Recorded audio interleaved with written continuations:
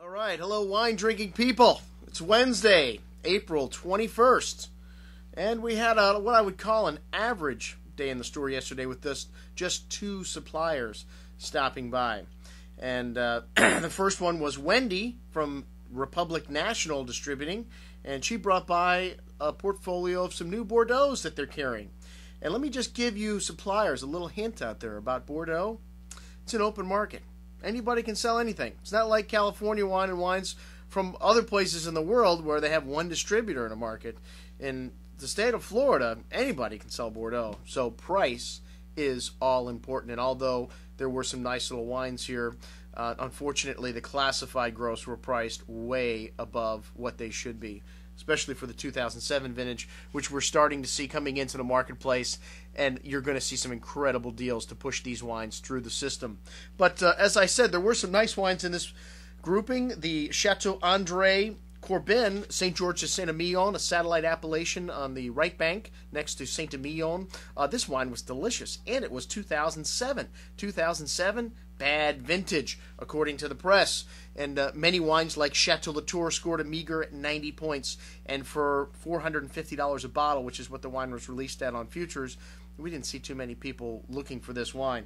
But you're going to find a lot of nice, drinkable wines from this 2007 vintage. The important thing to remember is price. You don't want to overpay for 2007s. These wines are not going to go very far in the cellar. They're wines for early consumption. This wine had lovely fresh coffee notes to the nose, red currant berry fruit, a little bit of saddle leather. Supposedly, this estate existed in the 4th century, and Caesar used to drink this wine. We didn't get the digs on which Caesar drank it, but supposedly one of the Caesars. I believe Caesar was just a ruling term. There was a bunch of different Caesars. But that was the story about that wine. And then the Chateau Le Coeur from Pomerol, also very nice. You really notice a little bit of that clay-like minerality that you get from Pomerol, the wines that are produced up on the plateau. A lovely black cherry and black plum fruit, velvety tannins. And this wine had some structure. Another 2006 vintage, a much better vintage for Pomerol than 2007. And then the Lynchbage and the Pichon Comtesse, both very nice little wines. But again, if you look at the price on these, double what they're selling for in other places in the market right now. So a little bit too expensive on the classified gross things. But 2007 turning out to be maybe not so bad in Bordeaux if you want to drink the wines young. Okay, then next up we had the Prodigal Son. Stephen Russell stopped by with Tanya from GOC. And Stephen planted a vineyard down in the Santa Rita Hills about 10 years ago and decided he wanted to retire and pursue his first career in life. He actually received a degree from UC Davis in 1960 or 61, and then decided after working for Gallo that he didn't want to work in the wine business and went off to study and teach in college, and now has come back to it. So pretty interesting story and some nice wines. You can check those out. The reviews are on today's email. And then last night we had a private function in the store, which we had some killer juice opened up last night. The Schaefer Relentless 1999 was first up. This wine reminded me of a Priorat wine. Lovely fresh flower bouquet, blueberry, blackberry fruit, really jammy. And for a 1999, a wine that's 11 years old, the wine still seemed fairly young and fresh.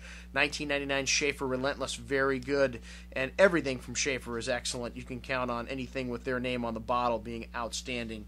Next up, we had a 2005 Altari Lamora Barolo again. This one we had open on brown bag. It was outstanding this Saturday, and it was opened up last night. Just beautiful, lovely red cherry liqueur-like fruit, beautiful rose petal floral notes, and firm acidity and tannins in this wine, but it's still a baby, showing nicely in its youth, but this wine has got years ahead of it in the cellar. I can't wait to try the Brunate and the Arborina from Altari in 2005. Outstanding. 2003 La Spinetta Cava del Pian Barbera was up next. The 2003 vintage was very hot, and I would urge you, if you have 2003 Piedmont wines, especially Barberas, open them up. They are drinking delicious, as this wine was. Lovely violet floral tones, blackberry fruit, lovely soft tannins, and light acidity. Really drinking beautiful. And then the second bottle of Esprit de Chevalier popped open. The consigliere was in earlier in the day and popped a bottle of this open to check it out. This was the subject of our email yesterday, and the second bottle that was open last night was consistently great as well. Two really nice bottles of Esprit in the store yesterday. And then I was feeling the love last night, so I opened up a bottle of Moschini Pignolo 2003. This is one of my favorite wines in the store, and this bottle inspired me to send out an offering on these wines today, as we have got several older vintage Moschini wines in addition to the 2004 current releases. We'll talk about those in a moment. Somebody upstaged me last night with a bottle of 2000 Tommaso Bussola Recioto. I don't know if it was upstaged because both of these wines would get a killer in terms of ratings on my scale. And the 2000 Recioto was beautiful. I love this wine, this lovely red cherry pie liqueur, balsamic notes, beautiful spice, and lovely freshness. This is a wine that has the sweetness of sauternes, has an incredibly long finish, and at the end finishes dry, the way all sweet wines do, and savory, leaves your tongue salivating for food. Killer juice. I do not like to let people know we have this wine available because we only get 6 to 12 bottles a year. I think we only have 2 bottles left. If you'd like to try Recioto and you never had it, I would urge you to try the entry-level Recioto from Tommaso Bussola. It is outstanding, and it is less than half of the price of the TB Recioto.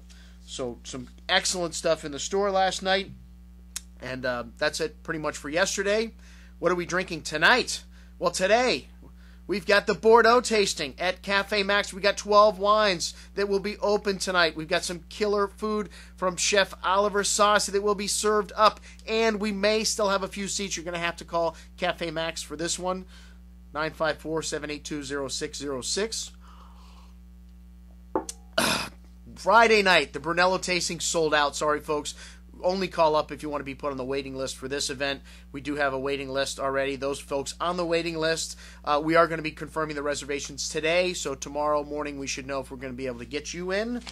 Next week, we've got an all-star lineup of events back-to-back at Cafe Max. Jed Steele on Wednesday night. Cinco de Mayo cooking with the Sombrero chef Oliver Saucy on Thursday night. A triple dose of Saucy Saturday night at the Great Wine Seminar at the Eden Rock Hotel on South Beach. We do still have a few seats left for that. Not many. If you're interested, you better hurry up and make your reservations. All the information is online about that. And then we've got Paolo Bianchini in the store from Chiachi Piccolomini next Saturday night. So another stunning lineup next week. April has turned out to be another Olympic month of drinking here at the Wine Watch. Still a few things left before the end. Today, what have we got to sell you? Well, I mentioned the 2003 Pignolo from Moschini, which really excited me and urged me to put together this offering this morning on all of Michele Moschini's wines. Moschini is from Friuli, more specifically Colli Orientale de Friuli, and this is an area that is known very well for its white grapes, Pinot Grigio. And one of the things I love about the reds from this area is that they are unique. They speak volumes about the place where they are from. When you put your nose in a glass of Pignolo, you know you are not drinking Cabernet, Merlot, or Pinot Noir. This wine is very distinctive. And the grapes from this area, Schiapettino, Refosco, Pignolo, they sound like storybook character, fairy tale characters instead of grape varietals. All very distinctive. These 2004s, I think, are the best wine that Moschini has released. We have tasted every single vintage from 1998 to the present, and in off years, Moschini does not make any wine at all. He is a consummate professional, and nothing but the best will do. He sometimes dries his grapes a little bit. He is a huge fan of Romano dal Forno, and he's considered to be, by his peers in that region, the greatest producer of red wines from Colli Orientale de Friuli. So check it out on today's offer. All of the wines from Moschini. I'm your host, Andrew Lamposoni, signing off for the Wine Watch. Remember, always drink the good stuff first.